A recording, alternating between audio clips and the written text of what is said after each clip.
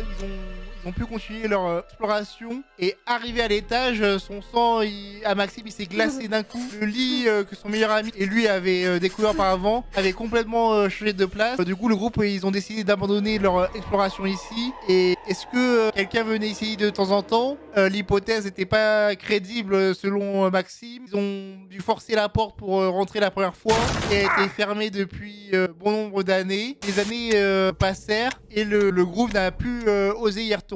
Seulement à chaque fois qu'il va chez son meilleur ami et qui est toujours à 50 mètres de cette maison, lorsqu'il passe devant, il sentait une mauvaise énergie lui parcourir depuis cette histoire. Les années passent et jusqu'en 2016, Maxime il prend désormais son bus à un autre endroit qu'avant, qui l'oblige tous les matins à passer à pied devant cette maison de bonne heure alors qu'il fait toujours nuit. Et un matin en allant à son bus scolaire étant entre 50 mètres et 100 mètres de la fameuse maison, il aperçoit la lueur des lampadaires, un homme se tenant face à cette maison et il s'est arrêté car il sentait quelque chose qui n'était pas normal. Et comme Maxime il connaît personnellement tous les habitants du village, mais cet homme qui se tenait devant lui à ce moment-là, à une certaine distance, lui disait vraiment rien. Il est resté là planté au milieu de la route devant la maison à le fixer sans bouger d'un poil.